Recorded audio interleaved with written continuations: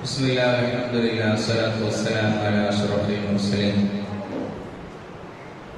വഅലാ ആലിഹി വസഹ്ബിഹി അജ്മഈൻ അമ്മാ ബഅദ്. റബ്ബി ഇശ്റഹ് ലി സദ്രി വയസ്സിർ ലി അംരി വഹ്ലുൽ ഉഖ്ദതം മിൻ ലിസാനി യഫ്ഖഹൂ ഖൗലി. പ്രിയപ്പെട്ട വിദ്യാർത്ഥി സുഹൃത്തുക്കളെ, വളരെ സുപ്രധാനമായ ഒരു വേദിയിലാണ് നമ്മൾ ഒരുമിച്ച് കൂടിയിട്ടുള്ളത്.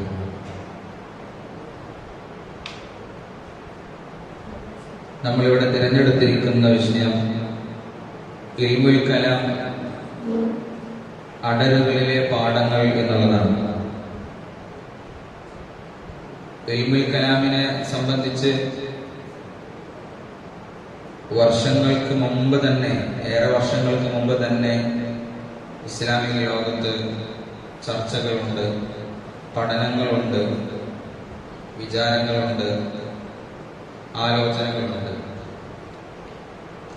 ഇൽമുൽ കലാം അഥവാ വചനശാസ്ത്രം എവിടെയാണ് അതിന്റെ പ്രാധാന്യം അർഹിക്കുന്നത് എന്ന് നമ്മൾ ആലോചിക്കുകയാണെങ്കിൽ, പരിശുദ്ധമായ ഇസ്ലാമിന്റെ അടിസ്ഥാന പ്രമാണമായ പരിശുദ്ധമായ ഖുർആൻ, നബി സല്ലല്ലാഹു അലൈഹി വസല്ലമ തങ്ങൾക്ക് ഖുർആൻ അവതരിപ്പിച്ച് ലഭിക്കുകയും നമ്മിലേക്ക് ആ ഖുർആനിനെ അല്ലാഹു സുബ്ഹാനഹു വ തആല നൽകുകയും ചെയ്തതിനു ശേഷം ഒരുപാട് കാലങ്ങളിൽ ഈ പരിശുദ്ധ ഖുർആൻ ചർച്ച ചെയ്യപ്പെട്ടിട്ടുണ്ട്. പലതായ ഇസ്ലാമിന്റെ പ്രമാണങ്ങൾക്ക് അടിത്തറ പാകിയിട്ടുമുണ്ട് എന്ന് നമുക്കറിയുന്നതാണ്.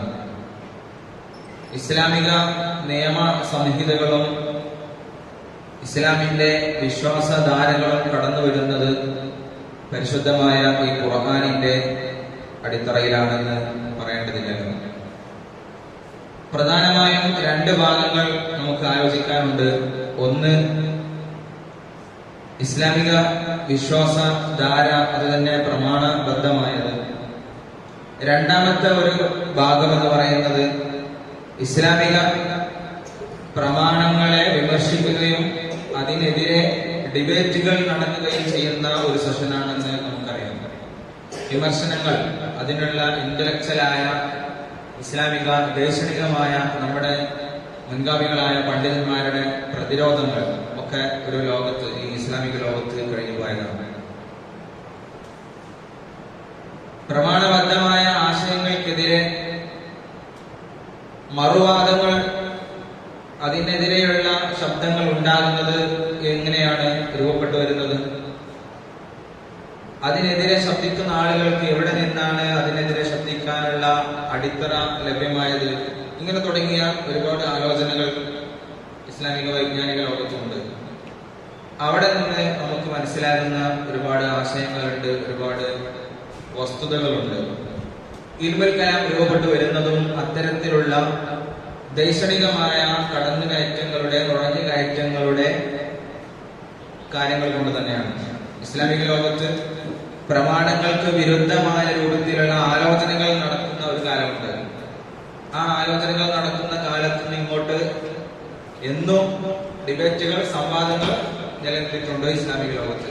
അതുകൊണ്ട് തന്നെ ഇൽമുൽ കലാമിനെ സംബന്ധിച്ചും ഇൽമുൽ കലാമിന്റെ വിഷയവുമായി ബന്ധപ്പെട്ടും നമുക്ക് ഏറെ ഡിബേറ്റുകൾ ചരിത്രത്തിൽ കാണാൻ സാധിക്കുന്നുണ്ട്. ഇൽമുൽ കലാം എന്നുള്ള പേര് തന്നെ ഈ ഒരു കാര്യത്തിന് നൽകപ്പെടാനുള്ള അതിന്റെ പിന്നിലുള്ള കാരണങ്ങൾ നമ്മൾ പരിശോധിക്കുകയാണെങ്കിൽ, ഒന്നാമത് പരിശുദ്ധ ഖുർആനിൽ എല്ലാ വിഷയങ്ങൾക്കുമുള്ള അടിത്തറയുണ്ട്, പ്രമാണമുണ്ട് എന്നുള്ള വസ്തുതയാണ്. എല്ലാ വിഷയത്തെയും ഖുർആൻ പ്രതിപാദിച്ചിട്ടുണ്ട്. അത് നോക്കിയെടുക്കാനും മനസ്സിലാക്കിയെടുക്കാനുമാണ് ബുദ്ധി പ്രയോഗിക്കേണ്ടി വരുന്നത്.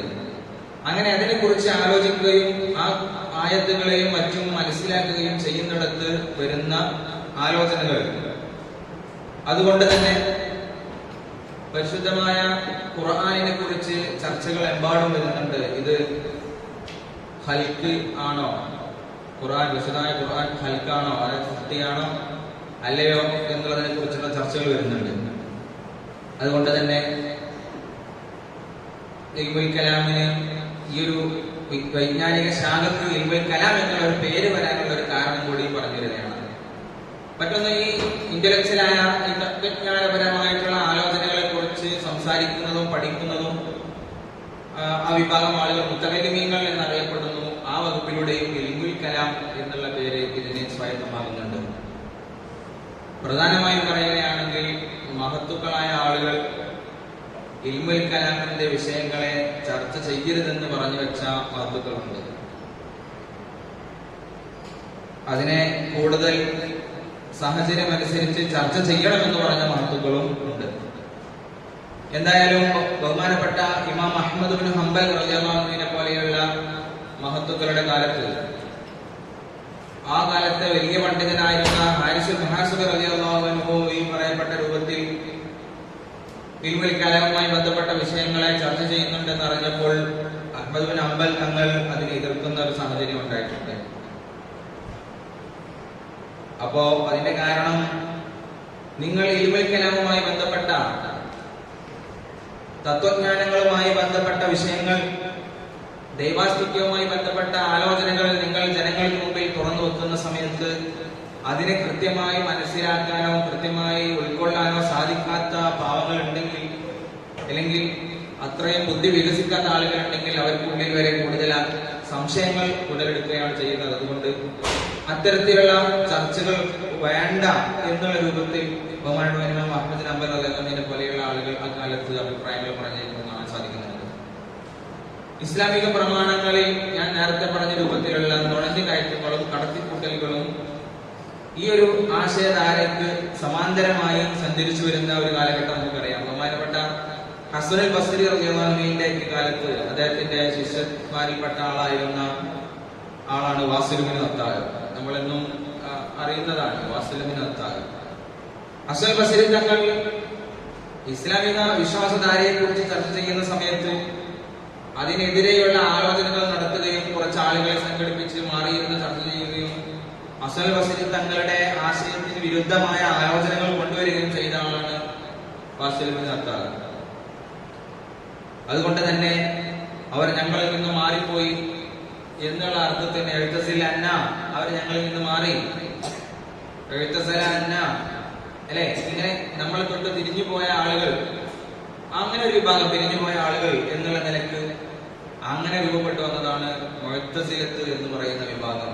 ആ ടീമിന് അങ്ങനെയാണ് പേര്. അതിന്റെ ലീഡറായിട്ട് വാസിൽ ബിൻ അത്താഹിനെയാണ് ചരിത്രത്തിൽ പരിചയപ്പെടുത്തുന്നത്.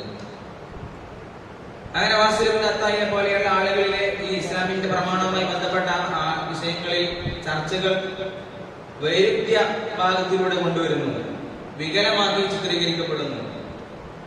അത്തരമൊരു സന്ദർഭത്തിൽ അതിനെ പ്രതിരോധിക്കുക എന്നുള്ളത് വളരെയധികം പ്രാധാന്യം അർഹിക്കുന്ന ഒരു കാര്യമാണ്.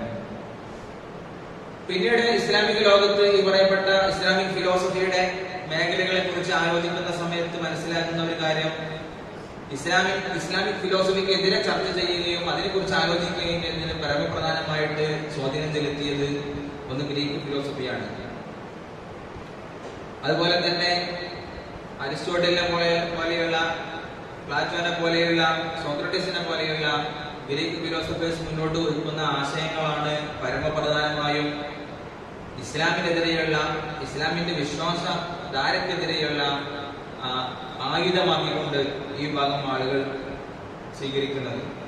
അറേബ്യൻ ലോകത്ത് ഒരു കാലത്ത് ഈ പറയപ്പെട്ട ഗ്രീക്ക് ഫിലോസഫി കൂടുതൽ കൊണ്ട് ഭ്രമം ബാധിച്ച് അതുമായി കൊണ്ട് നിരന്തരം ആലോചിച്ചിരുന്ന ഒരു അറബി കാലഘട്ടം ഉണ്ടായിട്ടുണ്ട്. അറബികളുടെ കൂട്ടത്തിൽ അതിനെ ഏറെ പ്രിയമെക്കുന്ന ആളുകൾ ഉണ്ടായിട്ടുണ്ട്. അതുകൊണ്ട് തന്നെ അവരുടെ ചിന്തകളിലേക്ക് ഈ ഗ്രീക്ക് ഫിലോസഫിയുടെ സ്വാധീനം വല്ലാതെ കടന്നു വരുന്ന ഒരു സാഹചര്യം ഉണ്ടായിട്ടുണ്ട്. നമുക്കറിയുന്നത് പോലെ തന്നെയാണ് ഈ ഇന്ത്യൻ സബ് കോണ്ടിനെന്റിലേക്ക് ഇങ്ങോട്ട് കടന്നു വരുന്ന സമയത്ത് നമ്മളൊക്കെ ദർസുകളിൽ ഓതി പഠിക്കുന്ന കിതാബുകളുടെ മുസന്നിഫുകളാകുന്ന മുഹിബുല്ലാഹി ബിഹാരിയെ പോലെയുള്ള വലിയ വലിയ മഹത്തുക്കളാണ് നമ്മുടെ ഈ നാട്ടിലേക്ക് പോലും ഇതിനെ കടന്നു വരുന്ന, ഈ ആശയം കടന്നു വരുന്ന സമയത്ത് പ്രതിരോധിക്കാൻ വേണ്ടിയിട്ട് ഒരുപാട് കിതാബുകൾ രചിക്കുന്നതും നമ്മൾ അതിനെ കുറിച്ച് ആലോചിക്കുന്നതും ഒക്കെ ഉണ്ട്.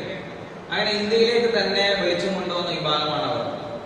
മുഅ്തസിലത്തിന് പുറമെ ആ കാലഘട്ടത്തിൽ അല്ലെങ്കിൽ പിൽക്കാലഘട്ടത്തിൽ വേറെ ചർച്ച ചെയ്യപ്പെട്ട മറ്റൊരു വിഭാഗമാണ് ഇസ്ലാമിക വിശ്വാസധാരക്കെതിരെ രൂപപ്പെട്ടു വരുന്ന ജബരിയത്ത്, ഖദരിയത്ത് വാദങ്ങൾ.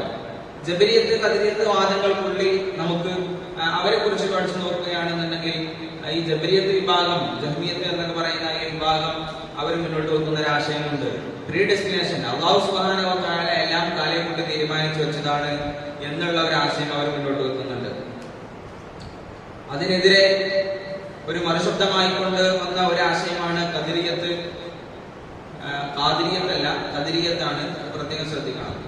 ഈ ഖദരിയത്ത് വാദത്തിൽ മനുഷ്യന് ഇഖ്തിയാർ ഉണ്ട്, അതായത് ഫ്രീ വിൽ ഉണ്ട് എന്നുള്ള സ്വന്തമായിട്ടും ഒരു കാര്യം പ്രവർത്തിക്കാൻ ഉള്ള ചിന്താശേഷി ഉണ്ട്. അതനുസരിച്ചിട്ടാണ് മനുഷ്യൻ ഓരോ കാര്യങ്ങൾ പ്രവർത്തിക്കുന്നത് എന്നുള്ളത് ബോധ്യപ്പെടുകയാണ്.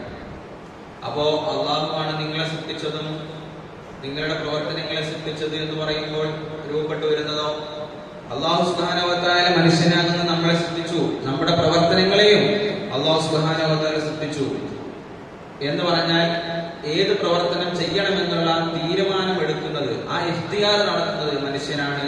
ആ നടത്തുന്നത് പ്രകാരമുള്ള പ്രവർത്തിക്കാനുള്ള, അത് പ്രാവർത്തികമാക്കാനുള്ള ഒരു കഴിവ് നൽകുന്നത് അല്ലാഹുവാണ് എന്നുള്ളതാണ് ആ പറയപ്പെട്ടതിന്റെ ഉദ്ദേശമെന്ന് നമ്മൾ പ്രത്യേകം മനസ്സിലാക്കണം.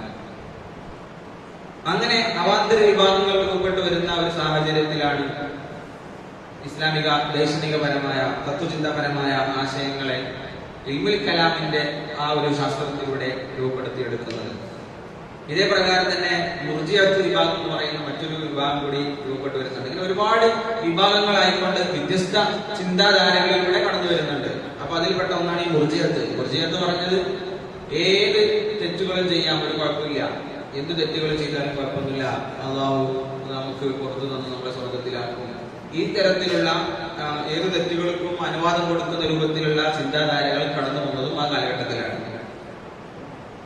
ഇങ്ങനെ ഈ ഒരു ഇസ്ലാമിക ശാസ്ത്രങ്ങൾക്ക്, വിശ്വാസധാരകൾക്ക് വിരുദ്ധമായ ഈ ചർച്ചകൾ ഒരു ഭാഗത്ത് ഇങ്ങനെ നടന്നു വരുന്ന സമയത്ത് അതിനെതിരെ തടയിടുക എന്നൊരു വളരെ അത്യാവശ്യമായ ഒരു സാഹചര്യം വരുന്നുണ്ട്. അവിടെയൊക്കെയാണ് ബഹുമാനപ്പെട്ട ഇമാം ഗസാലി റഹ്മത്തുള്ളാഹിനെ പോലെയുള്ള ആളുകൾ അതിനെതിരെ ശബ്ദിക്കുന്നതും അതിനെതിരെ ഒരുപാട് ഗ്രന്ഥങ്ങൾ രചിക്കുന്നതും ഒക്കെ നമുക്ക് കാണാൻ സാധിക്കുന്നുണ്ട്. അബ്ബാസി ഭരണകാലത്താണ് ഇവർക്ക് തകർച്ച സംഭവിക്കുന്നത്. അഹ്മദ് ഹംബൽ ഖസാലിനെ പോലെയുള്ള ആളുകൾ തന്നെ ഇത്തരം വാദങ്ങൾക്കെതിരെ പ്രതിരോധിക്കുന്നുണ്ട്. നമ്മൾ നേരത്തെ പറഞ്ഞല്ലോ, അദ്ദേഹം അറിവില്ലാത്ത ആളുകൾക്ക് മുന്നിൽ ഇത്തരം വിഷയങ്ങളെ പറയുമ്പോൾ അവർ പിഴച്ചു പോകുമോ എന്നുള്ള ഒരു, അവരുടെ ചിന്ത മാറിപ്പോകുമോ എന്നുള്ള ഒരു ബേജാറുണ്ട് എന്നുള്ളത് കൊണ്ട് ബഹുമാനപ്പെട്ട അംബരി ഇമാം ഹാരിസുൽ മുഹസബി തങ്ങളെ അതിൽ നിന്ന് വിലക്കിയതായിട്ട് കാണാൻ സാധിക്കുന്നുണ്ട്. പക്ഷേ ഓരോ പ്രശ്നങ്ങൾ ഓരോ കാലഘട്ടത്തിൽ രൂപപ്പെട്ടു വരുമ്പോൾ ഏത് നിയമസംഹിത കൊണ്ടാണോ അല്ലെങ്കിൽ ഏത് തത്വശാസ്ത്രം കൊണ്ടാണോ ഏത് പ്രത്യയ ശാസ്ത്രം കൊണ്ടാണോ ഇസ്ലാമിക വിശ്വാസധാരയെ എതിർക്കാൻ വരുന്നത് എങ്കിൽ അവരോട് ആ നാണയത്തിന് തന്നെ മറുപടി പറയുക എന്നുള്ളത് ഇസ്ലാമിക വൈജ്ഞാനിക ലോകത്ത് ഉണ്ടായിട്ടുണ്ട്. അതുകൊണ്ട് തന്നെ ഈ അബ്ബാസി ഭരണകാലത്ത് ഇതിനെതിരെ വലിയ തോതിലുള്ള വിമർശനങ്ങൾ, വലിയ തോതിലുള്ള എതിർപ്പുകൾ, ഡിഫൻസുകൾ ഉണ്ടായിട്ടുണ്ട്. അതിന് കാരണം അബ്ബാസി ഭരണകർത്താക്കൾ തന്നെ കുറേയേറെ വിജ്ഞാന ഉദ്യോഗികളായിരുന്നു, അതുപോലെ അറിവുള്ള പണ്ഡിതന്മാരായിരുന്നു. അപ്പോൾ അത്തരം പണ്ഡിതന്മാർക്ക് അതിനുള്ള സാഹചര്യങ്ങൾ ഒരുക്കുകയും ഇവരെ പ്രതിരോധിക്കേണ്ടതിന്റെ ആവശ്യകത മനസ്സിലാക്കുകയും ചെയ്തവരാണ് അബ്ബാസി ഖലീഫമാർ എന്നുള്ളതിനെ നമുക്ക് കൃത്യമായിട്ട് മനസ്സിലാക്കാൻ സാധിക്കുന്നുണ്ട്. വലിയ ഒരു മാറ്റമുണ്ടായതും വലിയ ഒരു വിപ്ലവത്തിന് നാന്ദി കുറിക്കുന്നതും പിൽക്കാലത്ത് പിന്നീട് അബുൽ ഹസൻ അശ്അരി തങ്ങളുടെ വരവോട് കൂടിയിട്ടാണ്. നമുക്ക് നമ്മുടെ വിശ്വാസപരമായ മദ്ഹബുകളിൽപ്പെട്ട രണ്ട് അഹ്ലുസ് സുന്നത്ത് വൽ ജമാഅത്തിൽ വിശ്വസിക്കുന്ന രണ്ട് ധാരകളാണ് ഉള്ളത്. ഒന്ന് അശ്അരി മദ്ഹബും മറ്റൊന്ന് മാതുരിദി മദ്ഹബുമാണ് നമുക്കറിയാം. അതിലെ അശ്അരി മദ്ഹബിലെ ബഹുമാനപ്പെട്ട അബുൽ ഹസൻ അശ്അരി തങ്ങളുടെ ആ ഒരു പ്രതിരോധങ്ങളൊക്കെ ഈ പറയപ്പെട്ട വിഭാഗങ്ങൾക്കെതിരെ ഉണ്ടായപ്പോൾ ഇസ്ലാമിക വസ്തുതകളെ, ഇസ്ലാമിക വിശ്വാസധാരയെ വിമർശിക്കുന്ന, ദൈവാസ്യത്തെ കുറിച്ച് ചോദ്യം ചെയ്യുന്ന, അല്ലെങ്കിൽ അത്തരത്തിലുള്ള സമാന്തരമാകുന്ന ഏത് രൂപത്തിലുള്ള വിമർശനങ്ങളെയും പ്രതിരോധിക്കുക എന്നുള്ള രൂപത്തിൽ വളർന്നു വന്ന പണ്ഡിതമാർത്തുക്കളിൽ ഏറ്റവും പ്രധാനപ്പെട്ട ഒരാളായി രൂപപ്പെട്ടു വരികയാണ് ബഹുമാനപ്പെട്ട അബുൽ ഹസൻ അശ്അരി തങ്ങൾ.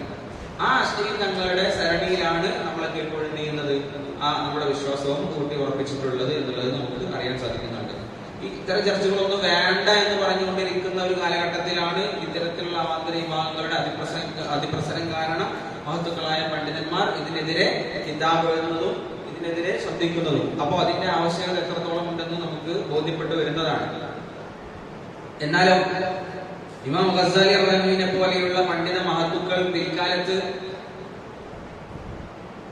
ഈ പറയപ്പെട്ട ആളുകൾക്കെതിരെ കടുത്ത വിമർശനങ്ങൾ ഉന്നയിക്കുകയും അവർക്കെതിരെ പ്രതിരോധങ്ങൾ തീർക്കുകയും ചെയ്ത മഹാനാണ്.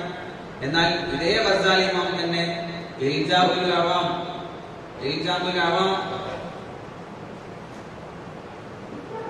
എന്ന് പറയുന്ന ഒരു ഗ്രന്ഥം രചിക്കുന്നുണ്ട്. അൻ ഇൽമിൽ കലാം, ഇൽജാമുൽ അവാം അൻ ഇൽമിൽ കലാം എന്നാണ് ആ ഗ്രന്ഥത്തിന്റെ പേര്. എന്താണ് ആ കിതാബിന്റെ ഉള്ളടക്കം? ആവാമുകളാകുന്ന, അതായത് പണ്ഡിതന്മാരല്ലാത്ത പാവപ്പെട്ടവരായ, ഇതൊന്നും അറിയാത്ത, വിജ്ഞാനമില്ലാത്തവരായ ആളുകൾ, അവരെ ഇൽജാമ് ചെയ്യണം, അവരെ കടിഞ്ഞാണിടണം. എന്തിനു തൊട്ട്? അൻ ഇൽമിൽ കലാം, ഈ ഇൽമുൽ കലാമിനെ കുറിച്ച് ആലോചിക്കുന്നതിനെ തൊട്ട്, അല്ലെങ്കിൽ അതിലുള്ള വിഷയങ്ങളെ കുറിച്ച് ചിന്തിക്കുന്നതിനെ തൊട്ടൊക്കെ കടിഞ്ഞാണിടണമെന്ന് അതിന് വേണ്ടിയിട്ട് തന്നെ ഒരു ഗ്രന്ഥം എഴുതിയ ആളാണ് ബഹുമാനപ്പെട്ട ഇമാം ഗസാലി റളിയല്ലാഹു അൻഹു. പക്ഷേ മറുഭാഗത്ത് തന്നെ ഈ ഒരു രൂപത്തിൽ അതിനുള്ള എതിർപ്പുകൾ രൂപപ്പെട്ടു വന്നിട്ടുണ്ട്. അതിന്റെ കാരണം എന്താണ്? ബഹുമാനപ്പെട്ട ഇമാം ഗസാലി റളിയല്ലാഹു അൻഹു തന്നെ ഇതിനെ വിമർശിച്ചുകൊണ്ടുള്ള എഴുത്തുകൾ ആധാരമാക്കി നമുക്ക് തന്നിട്ടുമുണ്ട്. അതെന്താണ് കാരണം? വൈജ്ഞാനിക ലോകത്ത് ഭൗതികമായി മുന്നേറിക്കൊണ്ടിരിക്കുന്ന ഒരു വിഭാഗത്തിന് മുന്നിൽ കുറെയേറെ അത്തരത്തിലുള്ള പ്രതിരോധങ്ങൾ തീർക്കുക എന്നുള്ളത് ഏറെ പ്രസക്തമായ കാര്യമാണ്. അല്ലാത്ത വൈജ്ഞാനികമായി ഒരു അറിവുമില്ലാത്ത പാവപ്പെട്ടവരായ ആളുകൾക്ക് മുന്നിൽ ഇത്തരം ചർച്ചകൾ കൊണ്ടുവരാതിരിക്കുകയും ചെയ്യുക എന്നുള്ളതാണ്. പറഞ്ഞതിന്റെ ഉദ്ദേശം മനസ്സിലായിട്ടുണ്ടാകും. അറിവുള്ള ആളുകളോട്, ഈ വിഷയത്തെക്കുറിച്ച് ധാരണയുള്ളവരോട് അതിനെക്കുറിച്ച് സംസാരിക്കുമ്പോൾ കാര്യത്തിന്റെ ഗൗരവം ഉൾക്കൊള്ളാൻ അവർക്ക് സാധിക്കുകയും, അല്ലാത്ത ആളുകളോട് ഇതിനെക്കുറിച്ച് സംവദിക്കുമ്പോൾ അവർക്ക് വഴി പിഴച്ചു പോവുകയും മാർഗഭ്രംശം സംഭവിച്ചു പോവുകയും ചെയ്യാൻ സാധ്യതയുണ്ട് എന്നുള്ളൊരു വസ്തുതയാണ്. അതുകൊണ്ട് തന്നെയാണ് ഗസാലി ഇമാമിനെ പോലെയുള്ള ആളുകൾ ഈ വിഷയവുമായി കൊണ്ട് സംസാരിച്ചിട്ടുള്ളത്.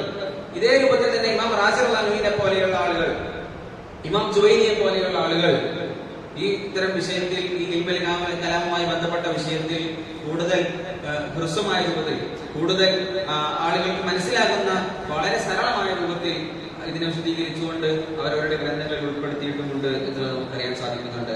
ഇമാം അശ്ശരി റളിയല്ലാഹുവിന്റെ ആ ശൃംഖല, ആ ഒരു സരണി പിൻപറ്റിയിട്ടാണ് ബഹുമാനപ്പെട്ട ഇമാം റാസി റളിയല്ലാഹു, ഇമാം ജുവൈനി റളിയല്ലാഹുവൊക്കെ ആ ഒരു രൂപത്തിലൂടെ കിതാബുകൾ രചിക്കുന്നതും ജനങ്ങൾക്ക് ഉത്ബോധനം നൽകുന്നതും.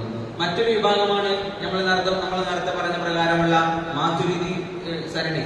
ഇതേ പ്രകാരം തന്നെയാണ് മാതുരിദി സരണി മറ്റൊരു ദിശയിലൂടെ യഥാർത്ഥ രൂപത്തിലുള്ള ആശയങ്ങളെ ജനങ്ങളിലേക്ക് കൈമാറ്റം ചെയ്യപ്പെടാൻ വേണ്ടി പരിശ്രമിച്ചിട്ടുണ്ട്. ഒരുപാട് ആളുകൾ ആ ഒരു സരണിയിലെ വളരെ പ്രമുഖരായ പണ്ഡിതന്മാരായ ഔലിയാക്കളുടെ വിഭാഗത്തിൽ വരെയുള്ള ആളുകൾ ആ ഒരു കൂട്ടത്തിൽ, ആ ഒരു സരണിയിൽ പിന്തുടർന്നു വന്നതായിട്ട് നമുക്ക് പിന്നീട് കാണാൻ സാധിക്കുന്നുണ്ട്. ഇങ്ങനെ എന്തുകൊണ്ടാണ് ഇത്തരം വിഷയങ്ങളെ ജനങ്ങൾക്ക് മുന്നിൽ കൂടുതലായിക്കൊണ്ട് പറയരുത്, അല്ലെങ്കിൽ അവർക്ക് അതിനെക്കുറിച്ച് അറിവില്ലാത്തത് കൊണ്ട് അവരോട് ഈ വിഷയത്തെ സംസാരിക്കരുത് എന്ന് പറയാനുള്ള കാരണം എന്താണ്? പരിശുദ്ധമായ ഖുർആനിൽ എല്ലാ വിഷയങ്ങളെ കുറിച്ചും ഉൾക്കൊണ്ടിട്ടുണ്ട് എന്ന് നമുക്ക് അറിയാവുന്നതാണെങ്കിലും എങ്ങനെയാണ് അത് സമർത്ഥിക്കേണ്ടതെന്നും എങ്ങനെയാണ് ജനങ്ങൾക്ക് ബോധ്യപ്പെടുത്തേണ്ടത് എന്നുള്ളതിനെ കുറിച്ച് ആശങ്കകൾ ഉണ്ടാകും. ആ ആശങ്കകൾ ഉണ്ടാകുന്ന സമയത്ത് അതിനെ അറിയാത്ത ആളുകൾ ആ വിഷയവുമായി കൊണ്ട് ബന്ധപ്പെട്ട് കഴിഞ്ഞാൽ അത് കൂടുതൽ സങ്കീർണമാവുകയേ ചെയ്യുകയുള്ളൂ. അതുകൊണ്ട് അത്തരത്തിലുള്ള വിഷയങ്ങളെ മഹത്തുക്കൾ വളരെ കൂടുതൽ പ്രോത്സാഹിപ്പിക്കാത്തതിന്റെ കാരണം നമുക്ക് അവിടെ ബോധ്യപ്പെടുന്നുണ്ട്. ഖുർആനിലെ മുത്തശാബിഹായ ആയത്തുകളൊക്കെ വരുന്നുണ്ട്.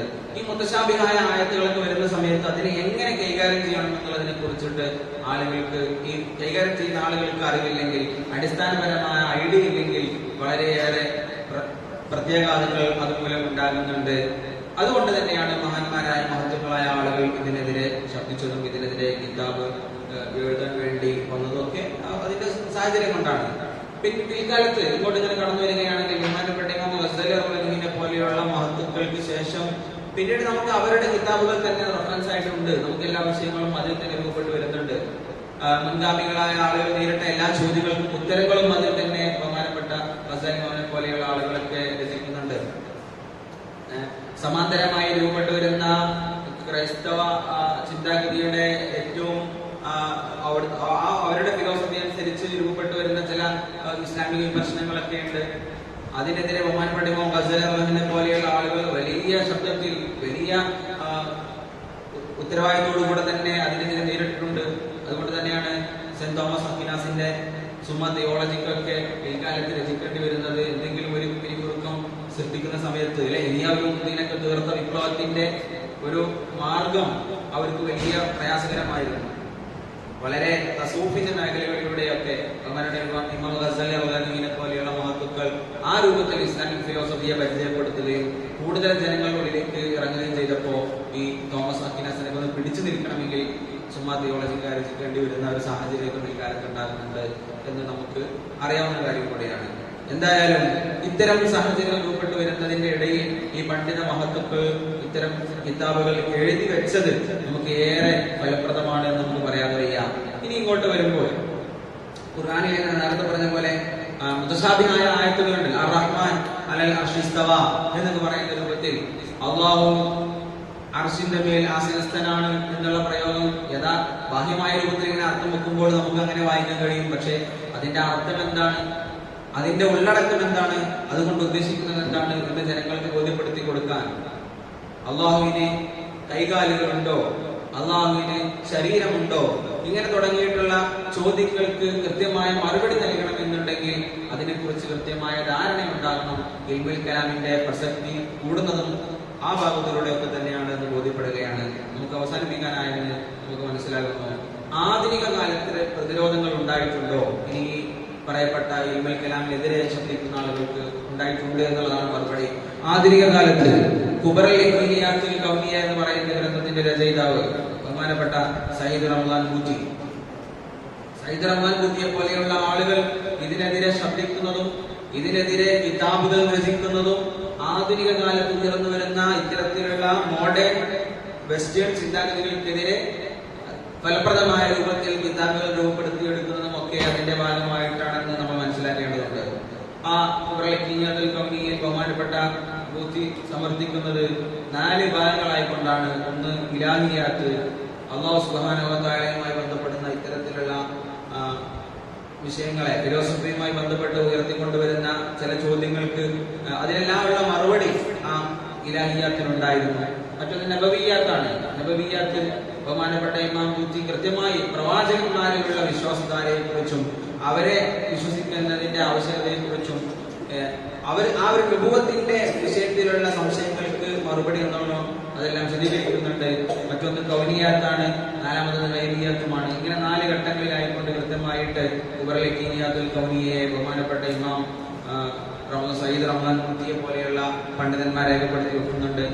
ആധുനിക കാലത്തെ പണ്ഡിതന്മാരാണ് ആ ആളുകളൊക്കെ. അതുകൊണ്ട് തന്നെ ഏതേത് കാലത്ത് ഇസ്ലാമിനെതിരെ വിമർശിക്കപ്പെടുന്ന ഫിലോസഫിക്കലായിക്കൊണ്ടുള്ള ഇത്തരത്തിലുള്ള വിമർശനങ്ങൾക്കെതിരെ മുന്നിൽ നിന്നുകൊണ്ട് പ്രതിരോധിക്കാൻ ഇസ്ലാമിക ലോകത്ത് പണ്ഡിതന്മാരുണ്ടായിട്ടുണ്ട് എന്നുള്ളത് തീർത്തും ഒരു വസ്തുതയാണ്. അതുകൊണ്ട് നമുക്ക് സമാധാനിക്കാൻ സാധിക്കുന്നതാണ്.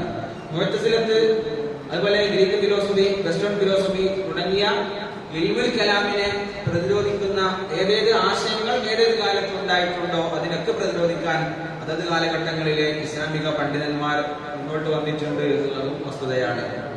അതുകൊണ്ട് പണ്ഡിത മഹത്തുക്കളിൽ ചില ആളുകൾ പറഞ്ഞു വെച്ച ഇൽമുൽ കലാമുമായി കൊണ്ട് ബന്ധപ്പെടരുത് എന്നുള്ളതിന്റെ ഉദ്ദേശം അറിയാത്ത ആളുകളോട് അല്ലെങ്കിൽ അതുമായി ബന്ധപ്പെട്ട ഒരു അടിസ്ഥാന ധാരണ പോലും ഇല്ലാത്ത ആളുകളോട് അതിനെക്കുറിച്ച് ചർച്ച ചെയ്ത് പ്രയാസങ്ങൾ ഉണ്ടാക്കി അവരുടെ ഈമാൻ പോലും പോയി പോകുന്ന രൂപത്തിലുള്ള ആലോചനകൾ കൊണ്ടുവരരുത് എന്നാണ്.